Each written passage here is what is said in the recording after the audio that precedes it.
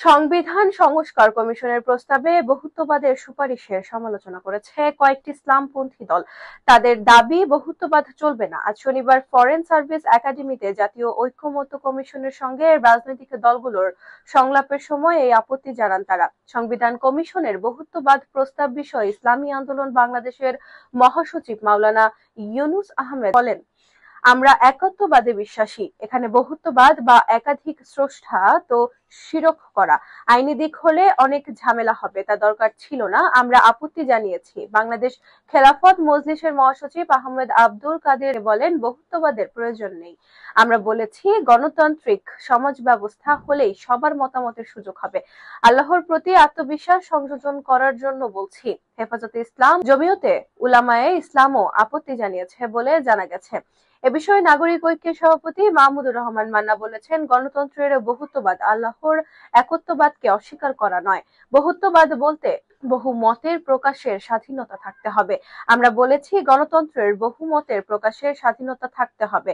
নির্বাচনের তারিখ নির্ধারণ নিয়ে কোনো কথা হয়নি বলে জানিয়ে মান্না বলেন, অনেক বলেছেন প্রধান উপদেষ্টা যে ডিসেম্বরের মধ্যে নির্বাচন, তা হতে পারে, কিন্তু এ বিষয়ে তিনি কোনো মন্তব্য করেননি। কিন্তু তারা বলেছেন যত তাড়াতাড়ি দ্রুত নির্বাচন করতে চান।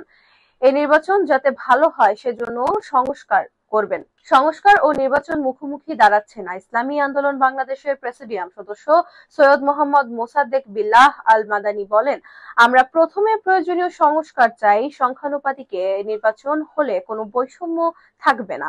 আওয়ামী লীগের বিচার না হওয়া পর্যন্ত নির্বাচন সুষ্ঠু হবে না। প্রশাসনেও আওয়ামী লীগ আছে, তাদের দ্রুত অপসারণ করতে হবে। গণফোরামের প্রেসিডিয়াম সদস্য সুব্রত চৌধুরী বলেন, সংস্কার বিষয়ে রাজনৈতিক দলগুলোর মধ্যে অনেক ভিন্নতা রয়েছে।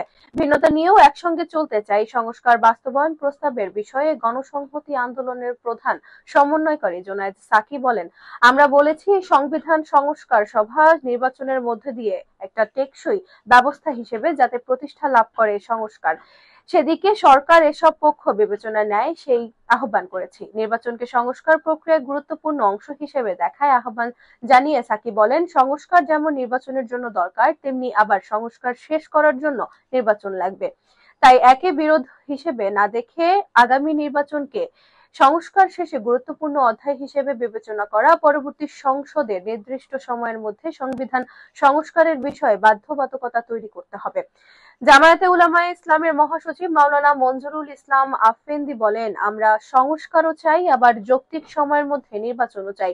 আমরা স্পষ্ট বলেছি মানবতা বিরোধী অপরাধের সঙ্গে জড়িত সবার বিচার চাই।